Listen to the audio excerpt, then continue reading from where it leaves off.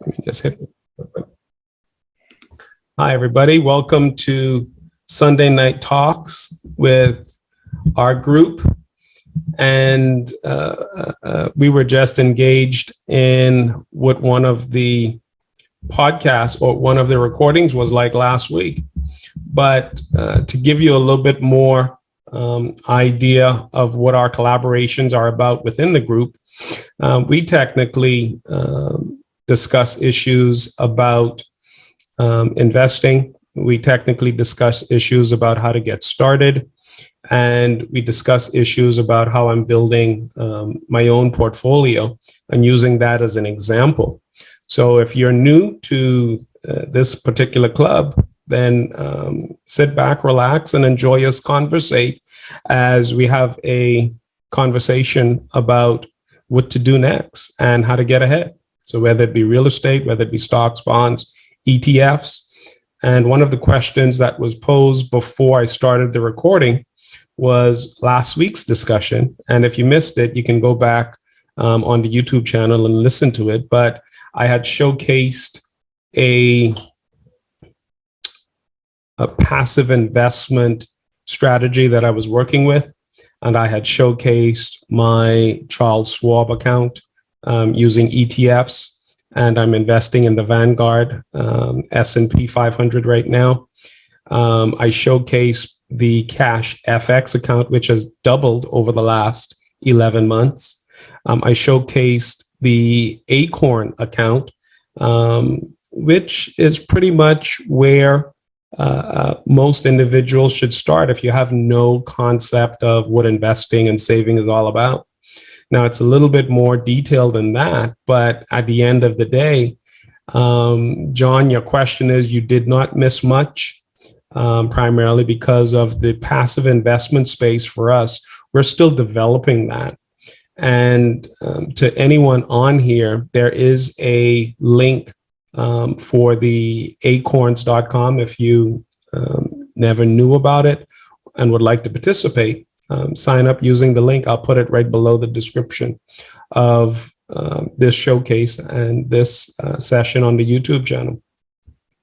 But tonight's episode, we wanted to discuss, and I wrote it out here, due to the questions that I've been getting this week, especially in the idea of where to start next. I'm getting lots of questions on what is your plans for the next 3 to 5 years? And that's going to be our topic tonight. What is your plan for the next 3 to 5 years? I'll give you my framework, and then we'll simply take it from there. But I'll share my screen and showcase of course, there's a PowerPoint presentation that I show all the time, particularly on the roadmap to financial independence, because this is exactly what we're working on. Can everybody see my screen? Yes. Oh, okay. I'll go back to, and I know you've seen this multiple times over and over again, but I have to keep on driving it home in that you're building the very same thing for yourself in terms of a structure. Now, my financial goal in terms of a diversified plan is 50% in real estate, 30% in other businesses, and 20% in stocks. Now, yours doesn't have to be that elaborate. That's just my plan, right? You can design whatever plan you so-called choose to have that you believe is instrumental in your development. But in planning this structure out, I realized that this is truly not a very quick process. Yes, some of us specialize in one or maybe some of the areas, but it's very difficult for an individual to specialize in all of these areas. Now, I can tell you my next 3 to 5 years is I see myself on a boat. right? I see myself retired, but not quit working. Now, whether that means traveling the globe with my family and earning fundings and projects as we travel, then that's going to remain to be seen. But at least I have a structure in place that should give me the financial freedom that I desire within my personal life, within my professional life. Yes, it means I'm going to have to work like hell in order to get this process going. But I'm not by any means an expert in all of these areas, and I don't have to be, right? Now, my 50% in real estate includes commercial property, living assisted facilities, hotels, single family residence, as well as multifamily properties. Am I an expert in all of them? Oh, no, not at all, right?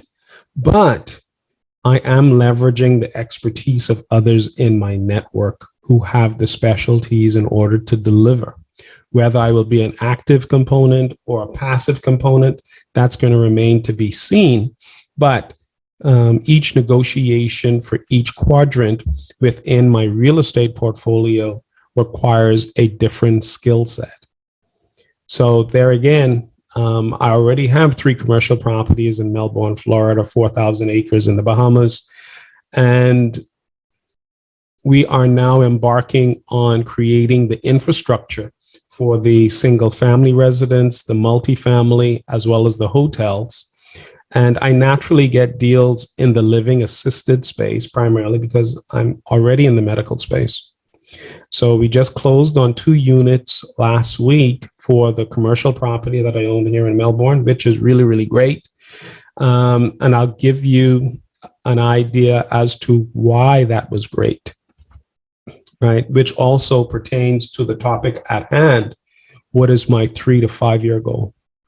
Now, the commercial unit that I'm selling, or that I sold actually to another doctor, a geriatrics practice, purchased 2 units from me. Now, getting into the commercial space was huge for us because that's exactly how we managed our medical business over the last 12 years. But I realized that being in business, we actually lost money by being in business for the 12 years. Granted, yes, we paid ourselves. Yes, we made a good living at it, but the money that we left off the table was by far greater, and we couldn't access that money because we were too consumed into the 9 to 5 sector, meaning my wife worked, I worked. Thank God a couple of kids came along, and that changes the dynamics for us in terms of working from a 9 to 5 basis. But what I mean to say we left money on the table was the education that we got in the medical space was priceless, right? So now that's how I'm able to consult in the medical space very well. However, had we known now what we should have known then was that scaling should have been the key for us.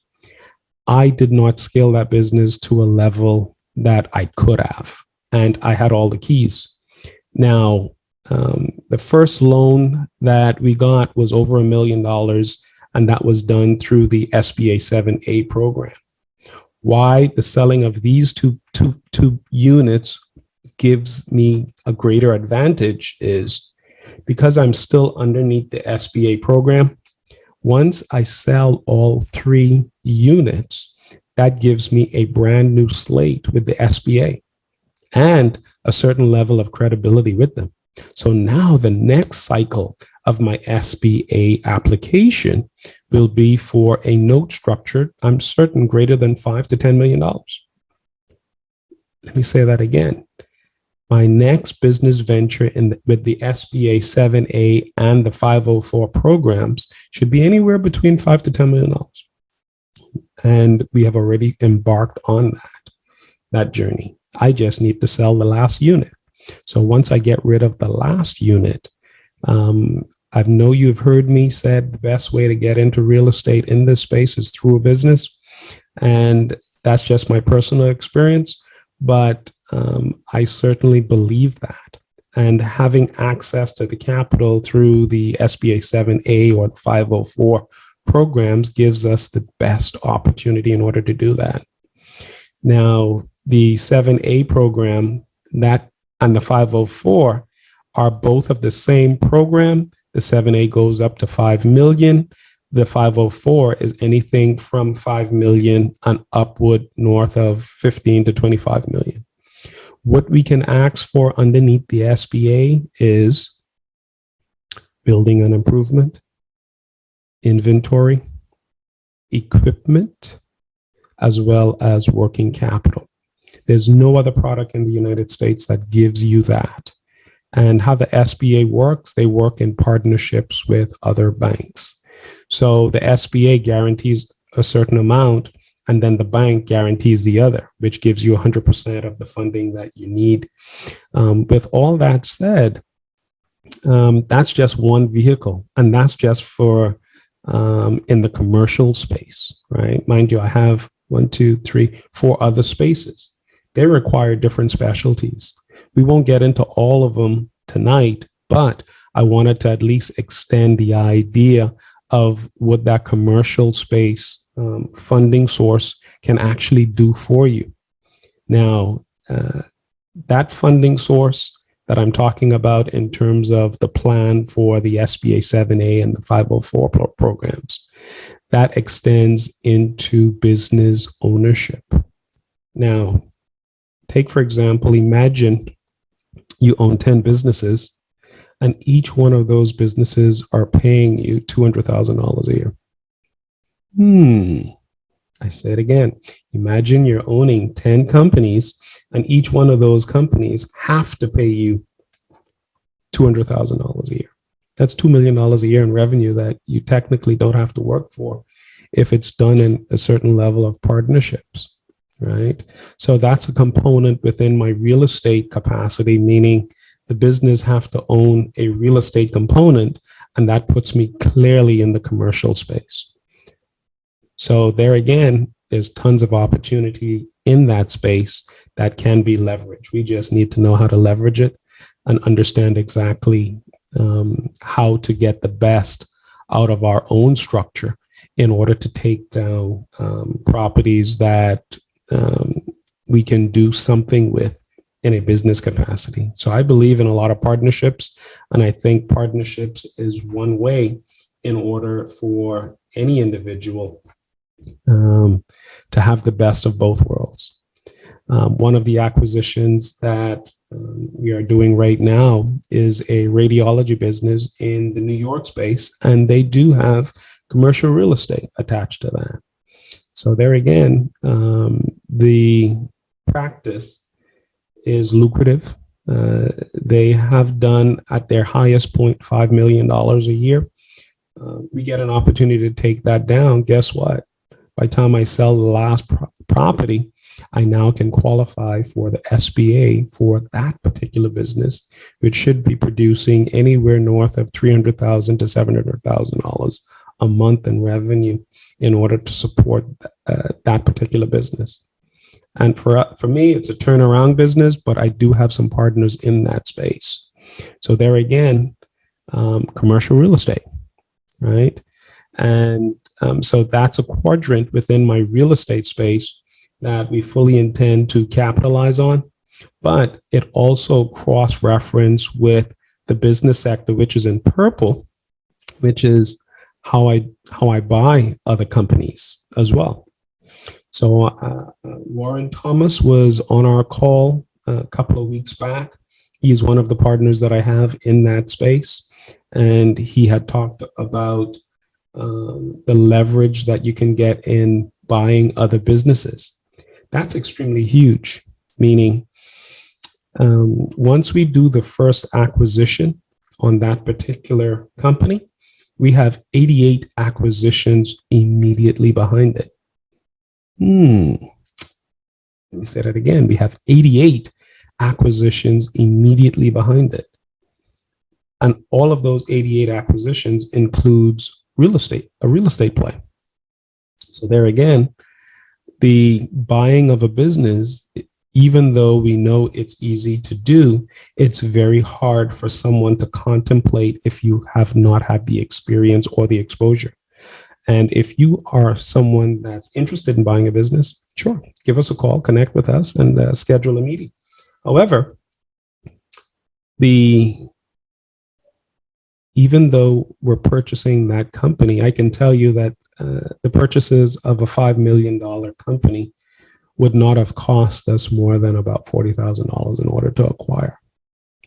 Now that was interesting to me too, because I never thought that businesses in the millions of dollars could have been sold for that. Well, they are, but you have to get the right partners on board in order to close a deal like that. The new terminology of this week should be leverage buyouts. Right? Because there again, those companies are bought out through a leverage buyout to whereby you actually put debt on the company in order to take it over.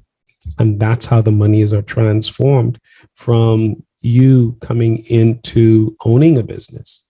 And it's super critical that we all understand that, because yes, we all want to be in real estate and we all want to do single family residence, but we have to understand the framework and match that framework with our 3 to 5 year goals. Now, going back to what my 3 to 5 year goals are, it's real simple. Buy enough businesses with enough cash flows that I don't have to worry about the day-to-day grind of the cash flow. Pump a lot of the cash flows into other investments, but at the very same token, don't negate what my passive investment structure looks like either, right? And that brings me to the third component of my portfolio mix, which is the passive investing space.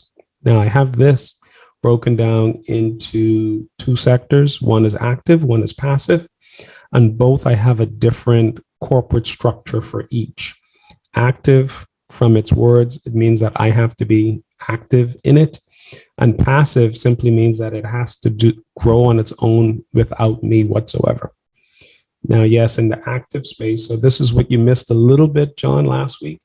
And this is where I showcase my stocks and bonds, and as well as the Acorns and Cash FX. And many of you know that I also trade in the FX market. And one of the ideas for being in the passive space is understanding exactly or taking a little bit of money and spreading it around so that this arena can be the foundation or the base of operation for the rest of the portfolio. What does that mean? That means at some point in time, this 20% sector is going to raise more money than the others. And what do I mean by that? Yes, we have 10 companies. They're giving us $200,000 a year. That's $2 million a year. And granted, we have different sectors within this portfolio. That $2 million is going to have to be shared with the living assisted space, the hotel space, the family resident space, as well as the multifamily space. All right. So I'm taking the monies out of the business as it comes to us, whether it be a capital gain, whether it be a dividend, whether it be a W-2 or even a 1099. And I'm redistributing it through the portfolio so that we can have multiple sources of revenue all within our portfolio. And I think that's the secret to what we truly need to understand in order to find the financial freedom that we so-called desire. The going back to the passive space, in that space, I shouldn't have to do much for the revenues being generated within that space. Meaning, yeah, you could have 2 million coming in from owning businesses, but those businesses are going to require time from you in order to understand exactly how to redistribute the monies in the space that you see fit. But there again, that passive money, once we structure it correctly and have it balanced out in a way that it's fully diversified, we can have that growing at an alarmingly growth metrics. Now, for those of you, and what I'm talking about is just in the Forex account over the last 2 weeks, I've done 50% in the account. 50%. Wow.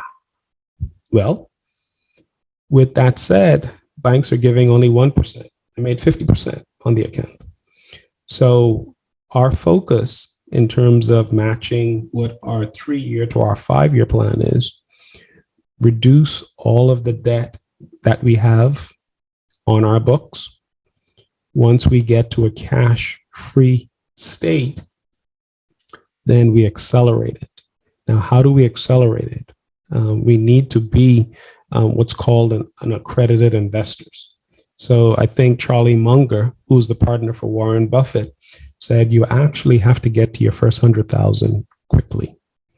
So those of us who are already at the first 100,000, we simply just need to manage that and make certain that we grow the first 100,000. You know, and how did I get to the first 100,000? Yes, through savings, through investing, but I've started to notice a difference in how to access credit, how to access credit lines, as well as how to access additional capital out there, whether it be through credit cards or HELOCs or whatever the case may be. Last week? Yeah, last week I gave individuals access to my book, of course, for free. And we talk about velocity banking and infinite banking. Those are two concepts that we must talk about, because in order to understand how to get ahead over the next 3 to 5 years of your goals, you're going to need access to capital. You're going to need some cash somewhere in order to do deals. Yes, even though I am lending out my money for deals, there's going to come a point in time that you need to still access deals for yourself. Now, where did I find 60,000? And I talk about it a lot. I found it right here in Melbourne, Florida with Community Credit Union. I walked in there, 15 minutes later, they gave me a personal line of credit, unsecured, for 60,000. That's interesting, right? That gives me access to now go and buy deals and leverage the money and have a return on that money. So I now, with that 60,000, I can be a lender, which I am, by the way, meaning I do lend as a bridge funder to individuals going after certain funding sources. And one of those areas that we're contemplating taking an investment in is a trucking business with a 10 million contract with the US government. However, they only need so much of my money, but we're bridging them in order to have an equity stake so that they can get approved by their funding source. And once they get approved by their funding source, they will then return the money, and I will return the equity in exchange for a warrant, which means upon the sale of that business, if they grow that business to, let's say, $100 million, which we think they should do comfortably, guess what? My stake is 10%. So 100 million for them turns into a $10 million return for myself. And what did it cost me? Maybe $40,000 to $50,000. But I got my $40,000 to $50,000 back because my $40,000 to $50,000 was just a bridge fund in order for them to get approved by their lender to the deal.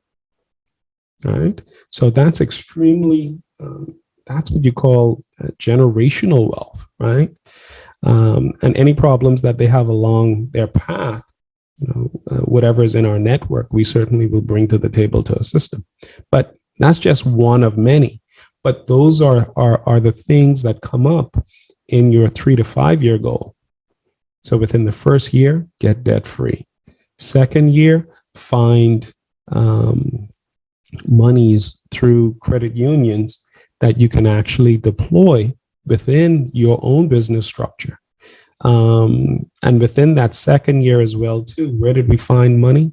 We found additional monies in the house, right? Because now we were able to put a HELOC on the house and increase the valuation of the homes. And with the home market right now, I mean, that's booming. Our valuations are going through the roof. So obviously the bank is going to give us an equity play on the HELOC, which also gives us, and I'll be doing that this week. And I anticipate that we'll end up maybe with an additional $30,000 to $40,000 in a HELOC, just due to the valuation of our home increasing. So now that's 60 with the personal line of credit unsecured. That's another 30 with a HELOC that gives us 90,000. And of course, we also have through an insurance policy, maybe $100,000 in cash value from a whole life. So that gives us a total of about $190,000 cash available in order to do deals. Now, the goal is, how do we turn that 190 into $2 to $3 million? We simply continue on by partnering with others in the space in order to do acquisition after acquisition after acquisition.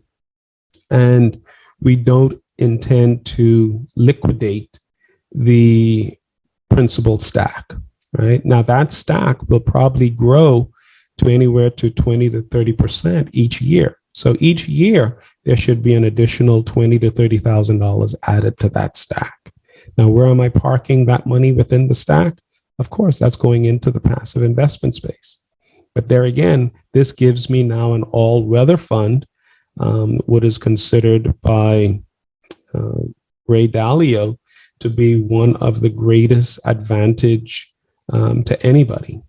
And yes, after studying Ray for a while, it is extremely clear. Granted, he's running one of the largest hedge funds in the world, sitting at about $160 billion. But after listening to him for a while and sitting down and understanding exactly why they are so successful, they're successful because they have built diversified portfolios for their individual investors to match their risk. Now, does this one match my risk? Yes. By no means this construct is easy to build. It's not that easy to build. It takes time. It takes a bunch of people helping, meaning, granted, yes, this is between my wife and I, but at the end of the day, we had to hire lawyers to make sure that our trust was set up correctly, to make sure the Wyoming LLC gave us anonymity. At some point in time, when she stops working, I'm tired of individuals Googling my name, and you could find me on Google.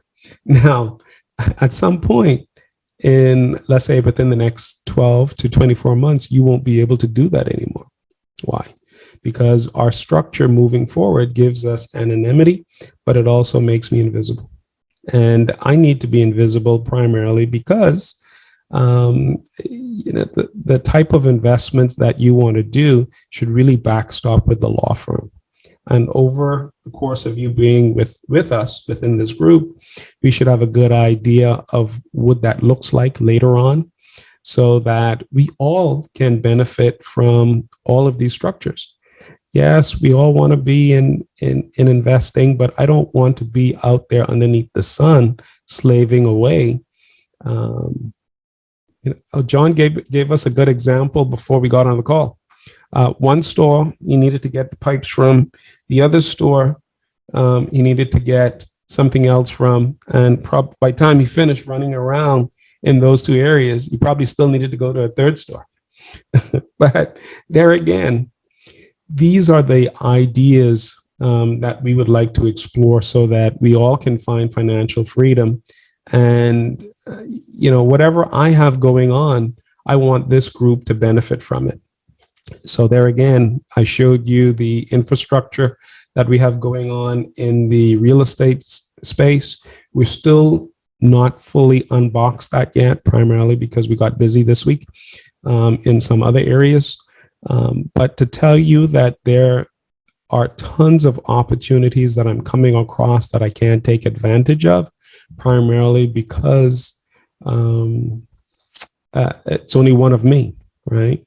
And we'll get into more of what's out there, but I'm finding a huge amount of opportunity, even with the war in the Ukraine. And, that wasn't part of my 3 to 5 year plan. But in Sunny Isles, Florida, there are tons of Russians selling their places, right? Do I want to buy them? Probably not. But there again, for some who are structured in that territory, that's an opportunity of a lifetime, right? Because at this time, even though a lot of the Russians aren't sanctioned at this particular time, especially the legal ones who are not, they can put up their real estate for sale to survive. But they see hard times coming and they're going to need cash. So a lot of the assets, unfortunately, for individuals who are in that space, and granted, it hurts my heart to know that we have a war going on, but this war is going to create a lot of transference of wealth over the next 6 months, 12 months, however long it goes on. But we need to bear that in mind as we cover a lot of these spaces, because a lot of them are still operating and need capital to survive. So in a nutshell, my second year is to make certain that I have about $250,000 to $500,000 of capital to access in order to do deals, right?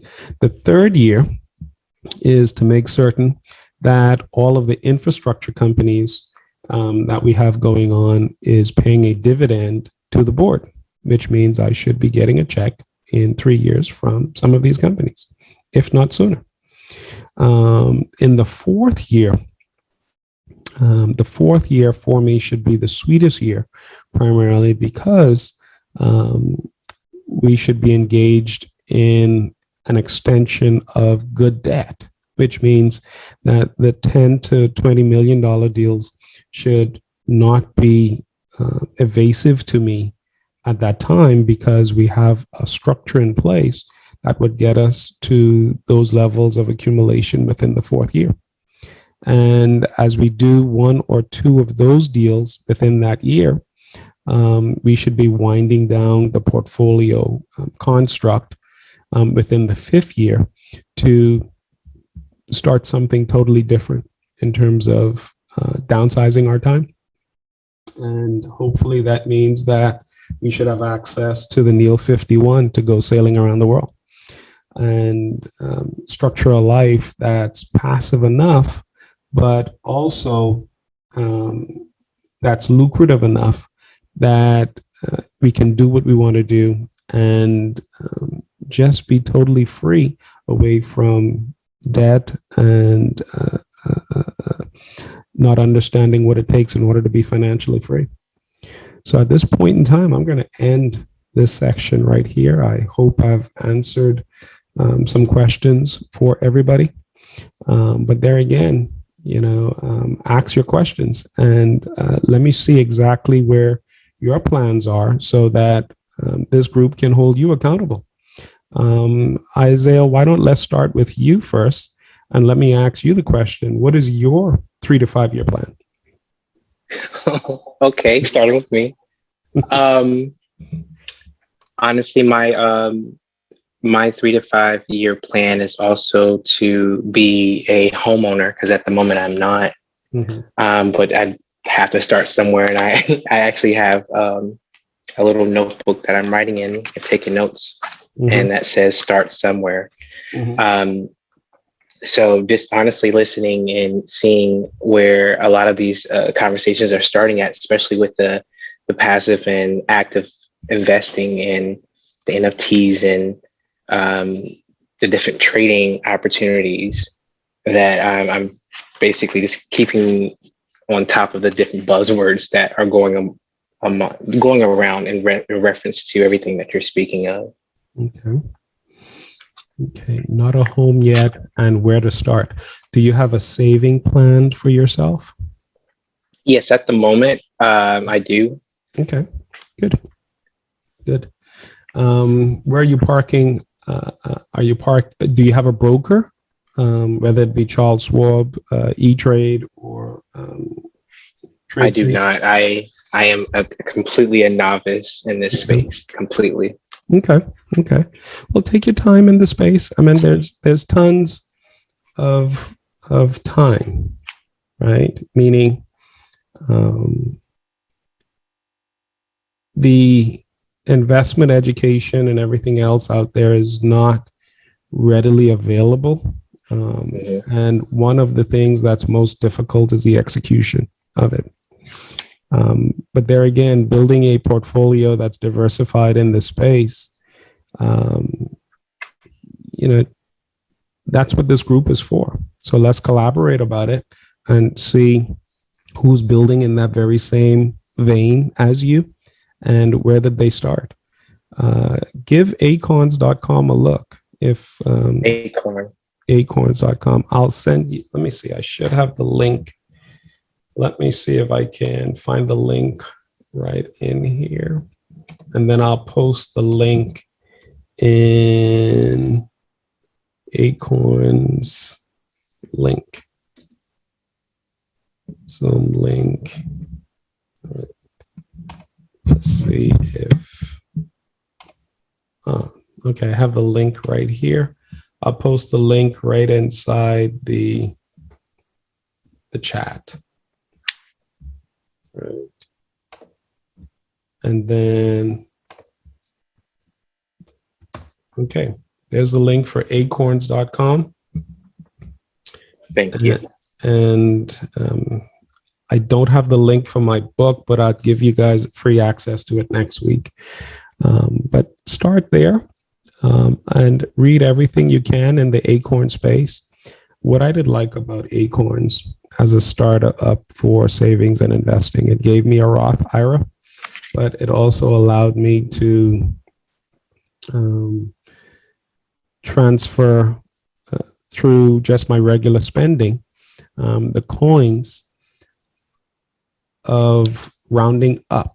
So for example, if I spent 90 cents on a product, it would send $10 to the stock market, and mere pennies. But over the course of a year and a half, that thing grew to like close to $20,000. And Wow. and I didn't feel it, right? So as I spent, it automatically sent something there. And over time, what you do, you can start increasing your contributions, whether it be weekly, monthly. You can set up something for the kids, because now even my kids have a savings through Acorns, and we monitor it for them through there. And it's a wonderful way to really understand how to get started, but where it doesn't hurt you.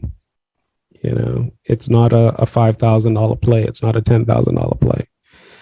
So I would start there. And I have it in one of the aggressive plays. And there again, you know, even I think last year we did close to maybe 5.5%. Not much money, but I like it growing steadily. There are other aggressive places for money. And we can talk about that later, but the goal is to at least have a cash foundational base so that we can spring off into other areas. And I found that to be particularly interesting to me. So start there. And whether you have a home or not, there are additional benefits that you can get from Acorns. Now, I'm not a financial advisor. I'm not licensed. This is just my personal experience. So let me just put that out there. And, Understood. and you know, so it's my disclaimer so that, you know, Isaiah goes and put his money in Acorn and is dissatisfied for whatever reason.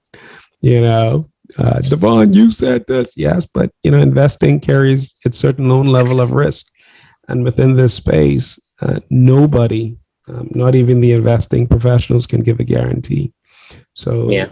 know that it's an investor beware, and know that you'll be building your portfolio. But for the most part, I have only positive things to say about them because as I look at the account, I see its growth. Awesome. Mm-hmm. All right. So your goal is to get a home. We're going to hold you accountable to that, by the way. In the next 3 to 5 years, yes. Sounds good to me. Well, don't forget now, you want to become an accredited investor over the next 3 to 5. So you're going to need anywhere to have access to close to $250,000 to $500,000 of cash readily available in order to do deals. And, we'll talk about how to get there over the course of the next months or the next couple of years. And that's exactly what this club is for. How can we help? Do you want to do single family fix or flips to start that ball rolling? Well, as you get to know everybody in the group, John is also very skilled in that space. So, Catherine, you're on deck. What is your 3 to 5? Good evening, everyone. Mm-hmm. I have trouble seeing what tomorrow's going to bring, let alone 3 to 5 years. Sometimes. Mm-hmm. But as you guys know, the ones who've been on the call with me since I've been on this journey, my focus is real estate and house hacking. Mm-hmm. Initially getting into multifamily property to where I'm living on one side and collecting rents on the other. Mm-hmm. And then I would like to eventually scale into the commercial properties. Mm-hmm. So right now, that's kind of like the focus I have. Mm-hmm. I like stocks. I have a couple of stocks, but that's not where it's at for me right now at this particular moment. So Mm-hmm. John's presentation on that whole real estate presentation perked my ears up, because that's kind of the focus that I want to go and then scale from there. And to me, if I can't get that foundation of the real estate, Mm-hmm. everything else becomes a blur to me, because real estate alone has a lot of stuff going on with it. And there's a lot of different niches you can get off into with real estate investing. So when you add on top of that business acquisitions and stocks, Mm-hmm. I'm really out there. So I'm trying to keep a focus of what I'm trying to do. Not to say that what you're talking about isn't good information, it's excellent information. It's Mm-hmm. just way above me right now. So just trying to get that foundational base, Mm-hmm. multifamily investing, house hacking on one side, how to analyze deals, how to recognize a deal, how to move quickly on a deal and not lose out on that opportunity. I'm in a good place with my credit score. I Mm-hmm. don't have any debt but student loans to pay off. Mm-hmm. So I think I'm good on the money aspect, the credit, but just trying to find that deal and knowing when to make a move and actually finding that opportunity. I am on a lease with my apartment right now that is expiring at the end of May. I did not renew my lease right now. I should have gave a notice April 1st on that. Mm-hmm. I did not give a notice. So I will probably be moving into month to month if I do not find a multifamily by the end of May. So Mm-hmm. that's just initially what's going on in my world. Mm-hmm. Well, I'm glad to hear that. Don't worry about all the other stuff as you proclaim that it's over your head. You do a couple of deals, even in the wholesaling space, it will all become clear, right? Meaning, even if you don't have the capacity to move right into your single family dwellings at this particular time, you have wholesaling that can help you raise capital through that space.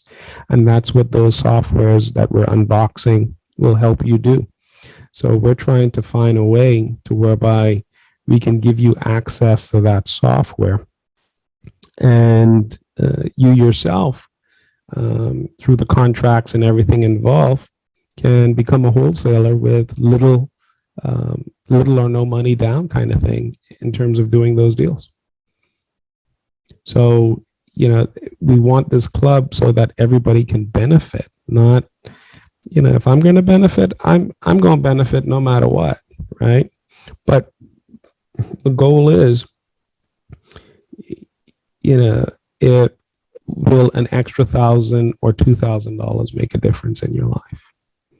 And if it will, there are a couple of things that we're seeing on this end that everybody in the group can leverage.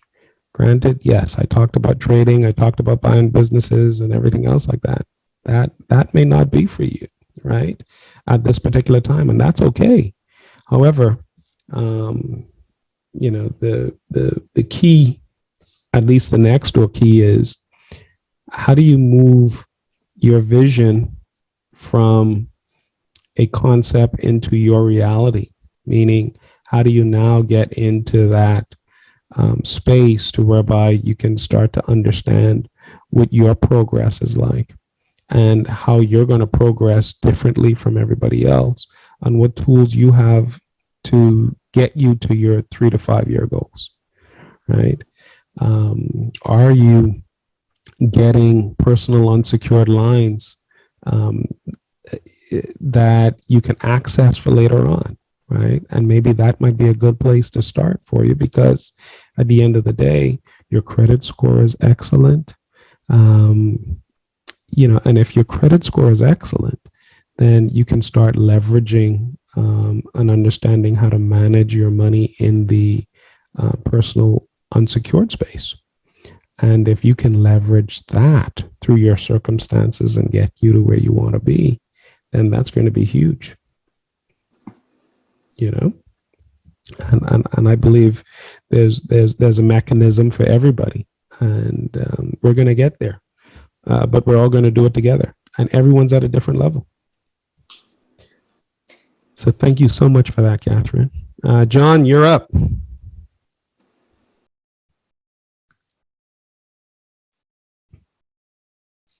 John? Yeah, I'm talking with the mute button on. I'm muted, so I'll start from the beginning again. I do have some stuff I wanted to mention to Catherine, but it might be too long for today. But for me, we're kind of regrouping. We sold off one of our rentals. We have our house, we have another rental property, and we're contemplating picking up either another house and converting this to a rental property, or buying something overseas, but we haven't decided yet. So in the meantime, I'm trying to diversify portfolios. So I was very heavy real estate. So I've kind of set up a goal, kind of in line of what I mentioned during that presentation, for stocks, precious metals, digital currency, real estate, Roth IRA, individual stocks. And my goal is to balance the portfolio so that, I'm not so heavy into real estate right now, because for me, over 90% of my net worth is real estate. Mm-hmm. So the other thing is, in the meantime, because we have no new venture, I'm, pretty close to debt free too. So that's some goals we're working on right now. Oh, that's a great place to be, John. Let me tell you. I am in the Grant Cardone house when it comes to debt. I don't mind $2 billion, $3 billion of debt as long as the assets can pay for it. That's just my thought. But there again, I like where you are. I like the fact that you are debt free, because that's the American dream, right? I do support, by the way, leveraging into investments, which I always do, especially even now. I don't care what they say about rates going up. They're still relatively low historically. Yeah. To get up 4.5%, 5%. I mean, historically in this country, they've been, almost 20% for a mortgage. So, 7 to 12% was considered, a deal at one point. So If we do buy again, we will leverage again, because it doesn't make sense when you have such a good deal on a rate. The only reason we're not doing it now is there's no reason for us to leverage right now and just pay a monthly interest on money that would sit in a bank or, borrow to invest. And my girlfriend's opposite me, by the way. See, we've been together 10 years. We live together. So, our strategies are intertwined. But right now she's very cash rich, but she's real estate poor, or not poor. She has property, but not as much. And I'm opposite, real estate rich. So part of my diversity plan is her, and part of her diversity plan is me. So we joke, but we finally reached more than $1 million net worth together, which was a big deal for us. Not that $1 million is worth anything anymore, but I don't care what they say. $1 million in assets is $1 million in assets. Right. So, but the thing is, I'm still a small town guy, but I want to tell a real quick story. Go ahead. And Catherine, I know you're looking at going through FHA, and it's a little different because FHA will allow a smaller down payment and do single family as well as multifamilies with some of their programs. You do want to make sure where you're buying is FHA approved, because down here in Florida, there are some properties that have to meet an FHA approval guideline for the property, as well as you meeting needs for you borrowing. But I had a friend up north. My brother wanted to buy a house. It was a dream house for him and his wife. It was on a pond up in Cape Cod, Massachusetts. And he was selling out a condo in order to move in to upgrade to this house. And the condo was relatively inexpensive. He had multiple bidders, $230,000. But the thing is, where it was located, it was like one of the lowest priced deals to get a 2-bedroom, 2-bath unit. There was a lack of rentals. There was a lack of entry-level homes. The moment he put his on the internet, he had multiple offers that night. And this was a year and a half ago, before it even got as heated up as it is now. And I almost bought it, but at the time we were still in other rental properties. I didn't want to over leverage and manage something out of state. So I called a friend who wanted a multifamily, who had paid $30,000 through one of these programs and never did a property. And he said, I told you I want a multifamily. And again, this isn't specifically for you, Catherine, this part of it, but and he had complained that for 7 years, he was never able to get started and pull the trigger. So I called him up and I said, hey, I'm coming up. I want to sit down with you. Before my brother accepts an offer, I want you to understand something.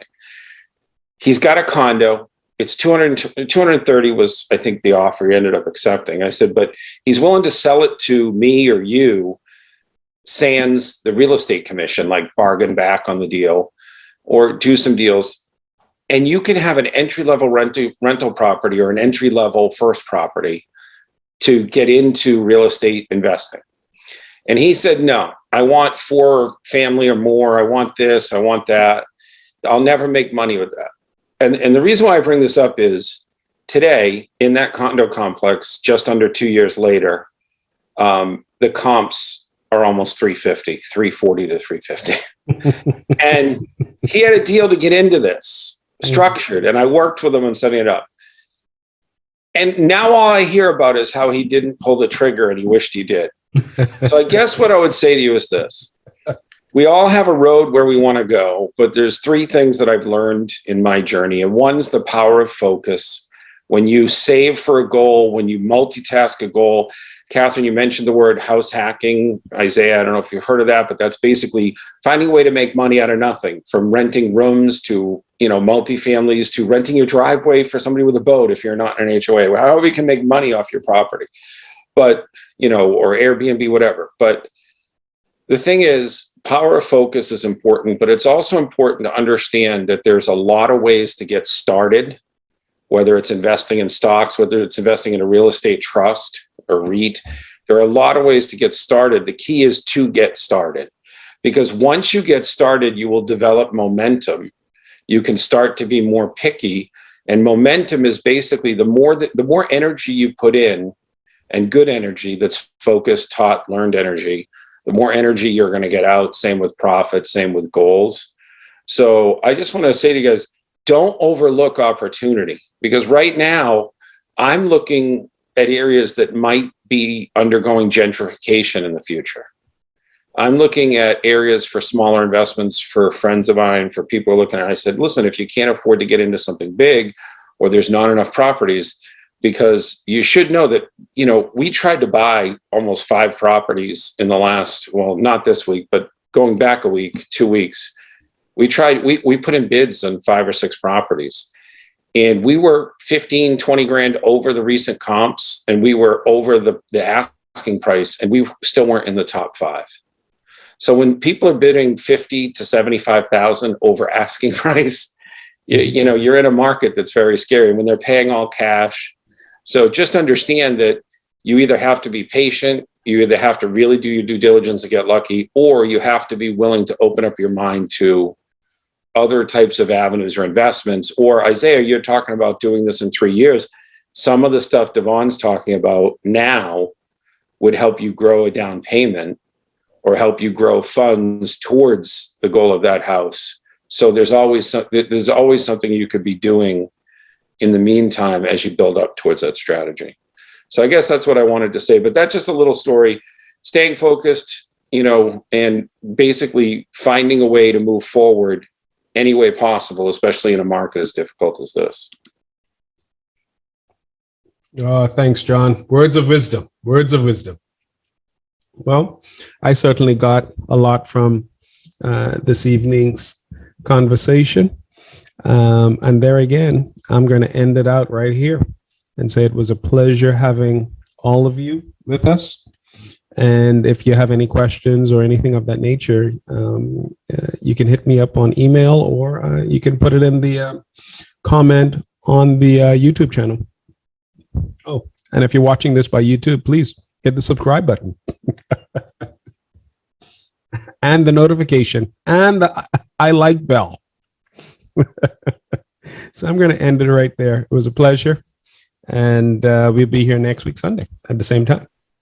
Have a good night, everyone. Thank you, too. Devaughn, and thank you, John, for your words of wisdom. All right. Have a good one. Yes, thank you. All righty.